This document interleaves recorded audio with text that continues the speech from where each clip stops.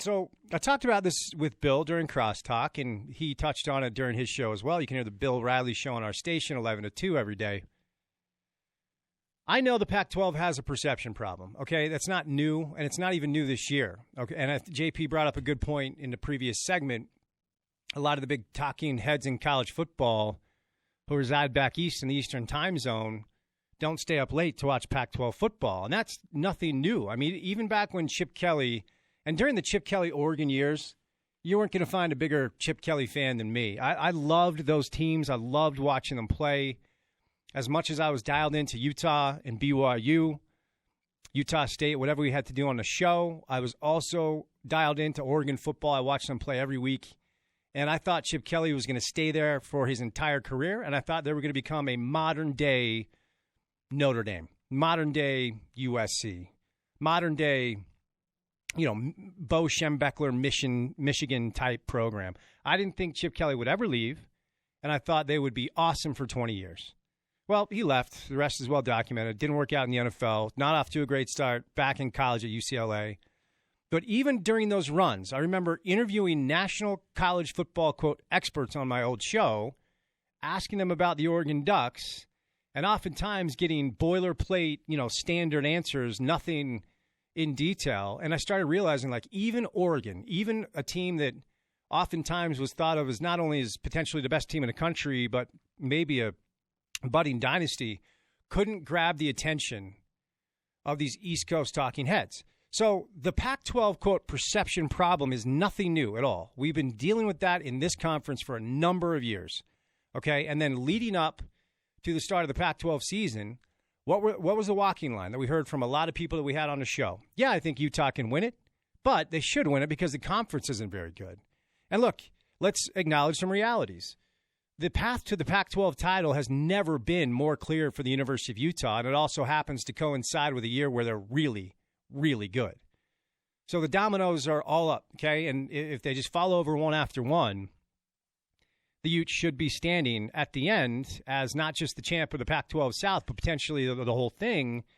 And then maybe, if things fall correctly, crashing the college football playoff party. But that's what we've heard the entire time. Sure, Utah's good, but the Pac-12 isn't. Washington might be okay. And so then what happens over the weekend is Oregon takes a 21-6 lead over Auburn and should have won that game. Okay, if you watched it, the end was just brutal. It was just painful. That last second touchdown pass that Auburn was able to execute, it just should have been knocked down. It wasn't a great throw. It was a really good catch, a good play. But Oregon should have sealed it far earlier than that. And then what we saw prior to that we talked about was Arizona going to the islands and getting beaten by Hawaii, UCLA getting smashed by Cincinnati, Oregon State smashed by Oklahoma State. There's no shame in that. And USC, who obviously, they're losing their starting quarterback, but they had Fresno on the ropes. And then Fresno comes back, and it looked like they were going to at least tie the game on that final drive. USC, and look, Fresno's not some dog opponent or horrible program. That's a pretty solid football team, but they nearly came back and beat USC. So what happens is over the weekend and into yesterday and this morning, everybody says, well, the Pac-12 is already cooked. Well, that's ridiculous, okay? Because we'll use the conference that everybody says is the best conference in college football, and understandably so, because typically they have one of, if not the best teams in college football. They probably have 2 or 3 of the top 5 or 6, and that's no different this year.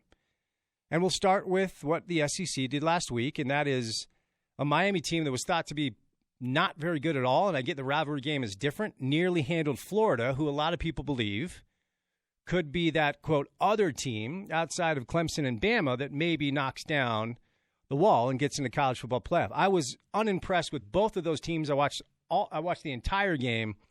I thought Florida was just average. I like A&M a lot. A&M's got a tough schedule. Jimbo Fisher obviously has those kids playing really well. It was only Texas State, but they looked really good. Bama over Duke, whatever. Georgia, I thought was just okay against a Vanderbilt team that is historically a dormant. Obviously, LSU is going to run Georgia Southern. But I thought watching Oregon-Auburn, I think if those two teams play 10 times, each team wins 5. So I'm not sure how much you can celebrate Auburn, okay? Ole Miss was beaten by Memphis. Mississippi State got all it could handle from Louisiana. South Carolina lost to North Carolina. North Carolina's been a dog in football for so long. Tennessee was a 22-point favorite, and they lost to Georgia State at home. Georgia State ran all over Tennessee, BYU's week 2 opponent. By the way, for those of you that are wondering if Tyson Williams is going to get more touches, well, this week he will. Because, let me repeat that, Georgia State ran all over Tennessee. Their quarterback, their running back, RPOs, whatever it was, Tennessee couldn't do anything with Georgia State. Portland State went down to Little Rock and nearly beat Arkansas. And to top it all off, in Laramie, JP's second favorite city, this weekend, Wyoming put it on Mizzou. Okay, so this is a long way of me telling you one simple thing, and that is, for everybody that's down on the Pac-12, the Pac-12 is in the very same situation that the SEC is in, which is the top 4 schools, the top 3 or 4 schools, have to stay unscathed, and they can remain candidates for a seat at the table in the college football playoff. Now, the difference is, because this is not a perfect scenario, this is not a perfect parallel, the difference is Bama, Georgia, LSU, depending on who you want to put as the fourth best school. We'll throw Texas A&M in there because I think they look better in Florida. You know, those charter schools from the SEC have to carry the flag, okay? But when you look at it, in the Pac-12, they're just as alive as the SEC because Oregon's loss to Auburn wasn't a great look, but it's not catastrophic. And the schools that most people thought were going to win the Pac-12 anyway remain unscathed, and that is Utah, Washington, Stanford, Washington State. And Oregon can get back in it with a one-loss situation depending on what Auburn does the rest of the way. So for everybody that's down on the Pac-12 and talks about Arizona, UCLA, you know, Oregon State, the bottom teams that didn't show well over the weekend, you can say the same thing about what happened in the SEC with your Tennessees, your Mizzous, what have you, et cetera, et cetera. So I'm not sitting here and telling you, JP, that the Pac-12 is better than the SEC. What I'm saying is I don't hear as much noise about the SEC being down after their bottom feeders got smashed by some bad schools as opposed to the Pac-12. Pac-12 won't have as many opportunities to beat better teams, too, because the out-of-conference schedules for Washington and Utah aren't great. Who does Utah have going forward? NIU and Idaho State.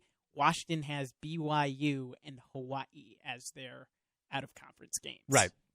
That's going to hurt. And seeing the best teams go out and beat other great teams, that's where the East Coast guy says, oh, look at that score. Might have to catch that one on the DVR. Might have to look at the replay of this game.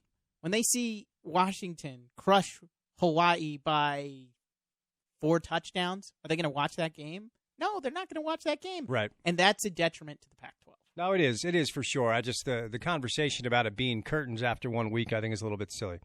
All right.